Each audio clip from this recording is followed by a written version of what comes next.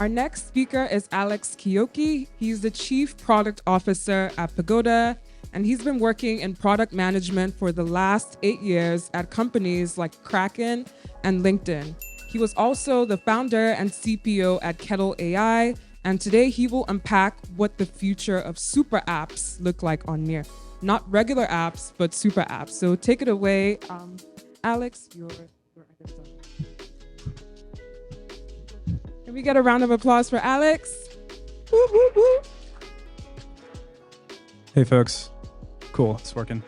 All right, thank you for the intro. I didn't even know I did that stuff.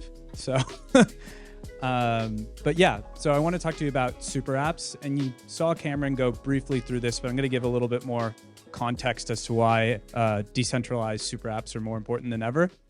So trust is breaking down in traditional, I would say, financial and government systems, and today's centralized web, the Web 2 giants that we know, is much more concerned about profits than they are about people these days. And you can see this through a number of the news publications that you've been probably enjoying on a daily basis. And getting a little bit more detail into this, the UX for today on Web3, I think Near has done an incredible job.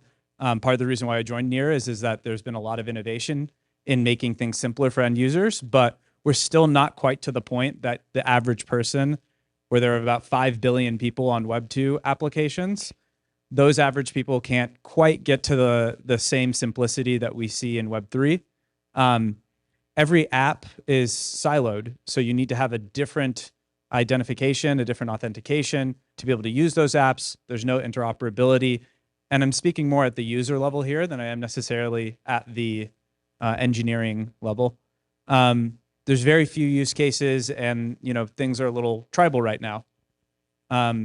So what we need, and again, this is going to be much more of a product-focused talk. It's supposed to be more about what a future could be. The goal of this is to really actually speak to all of you about how do we get there. So what we need is something that's intuitive and community-owned. That's a super app. So what is a super app?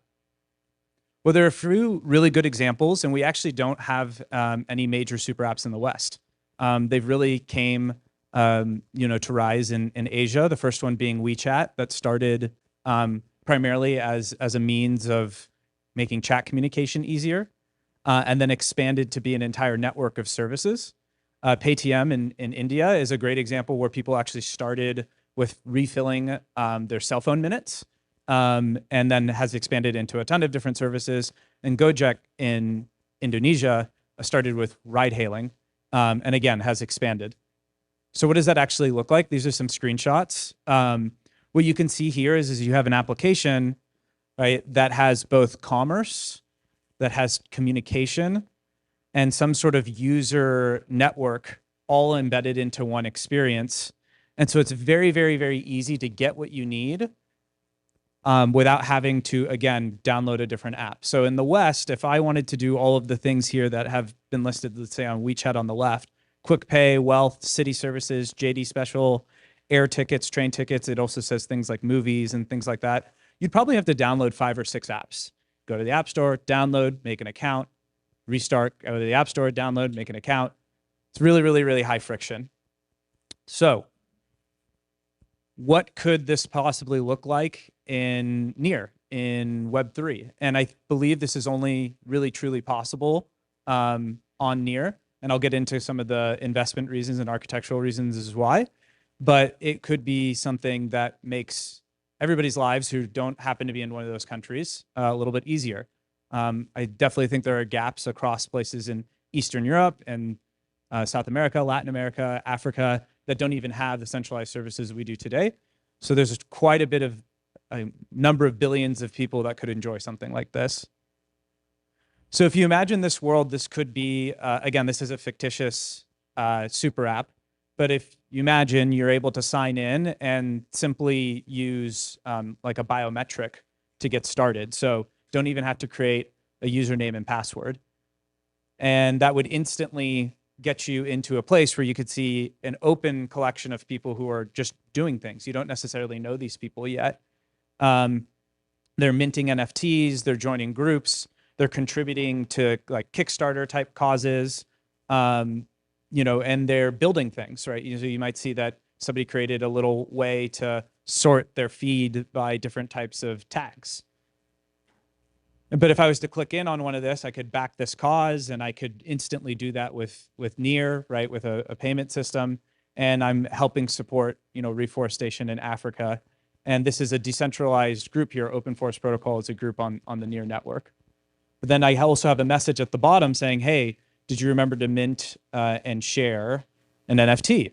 And so a friend of mine is playing a game called Jungle Pass, and they want to make sure that we can play together.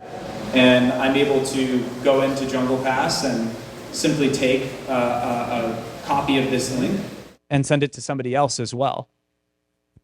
And then they too are instantly able to sign in with this biometric and continue forward. And so what you saw in there was like a very small snapshot in the day of the life of someone instantly. And by the way, in this could possibly done all through mobile web, not even using applications potentially, where somebody just goes to a website, joins a community, can make contributions, and be able to enjoy other parts of life like a game, or maybe even do something in the work context as well. And when they sign up, right, they're instantly able to join. So now 3 people are all playing a game together, but this very well could be to go work on, a different project or something as well. Again, Eugene's going to talk about decentralized front ends and people in Near Social. So that is a new piece of Web3 infrastructure that does not exist on any other chain. That's super exciting. We, of course, have data and dev tooling, and I think Tiffany's going to talk a little bit about some of the data side. And then Bowen's going to talk about some of the work in protocol, which is like you might oversimplify. Ilya and I debate about this, that protocol is like a compute layer. He says it does a lot more, but I think within a general super app framework, that's primarily how people are thinking about it. Okay, so fun ideas. So to get a super app started, like I gave in those examples, right? There's usually one great service, right? One great service for people that gets kind of the 2 sides of the marketplace going. And a few ones that I think could be very cool is if somebody expanded Near Crowd, which is really used for AI data labeling, but to be used for user research and beta testing, right? So if you look at those applet experiences, they need to be really smooth, they need to be really fast, they need to be very focused. If you've built in, a more Web 2 world, they spend enormous amounts of time in user testing and research to get those things to be that smooth and focused. So if there could be a Near Crowd that basically compensated people to join the super app to test the applets, you see where this marketplace starts to spin, right? Developers get early access and feedback to great communities who care about testing these things. And then people get onboarded into the super app where they can then explore and find the games or the other apps that exist. A gigs platform. So I really believe that what we've called the gig economy over the last 10 years didn't really make its full realization. It kind of stopped at random tasks and ride sharing, in my opinion. In a distributed community, there are all sorts of gigs of what people might actually be willing to pay for help on different things. So if you might imagine that being as a potential service that could get a super app started. Events platform. So actually Cameron was just saying, like, there's all sorts of events that Banyan's hosting. All Web3 chains are hosting events. If somebody created a decentralized meetup.com type experience, that would be pretty cool. It could get things going. And causes and donations, right? So oftentimes we want to donate to causes we care about, whether it's reforestation or other political causes. And you can't necessarily do that in a permissionless way, but you could if it was built in a super app on Near. So again, 4 different services might be able to get the ball started. But once you get into the system, you want to have fun, right? So that's what I was showing you in the beginning of that demo. What keeps people coming back to have fun as they continue to do their work? And Matchmaker is one of the things I think might be interesting in. You might imagine, like, how do you find Web3 native people to collaborate with and like a fun Tinder-like experience? Now, it wouldn't necessarily be dating, but the point is to have a fun UX behind it and recommendations of, hey, I'm a developer, I'm looking for a designer, right? Tamagotchi game. That would be kind of fun. You'd come back to your, near creature, keep it alive every day. Maybe even with chat, you could talk to your Tamagotchi or invite other people to talk with it too. Who knows? I mean, there's some pretty smart AI people here. They might be able to figure out something fun to do there. Predictions polls. I'm super excited personally about this. I think I'm constantly somebody that's trying to figure out what's going to happen next, whether it be in sports or politics or the economy.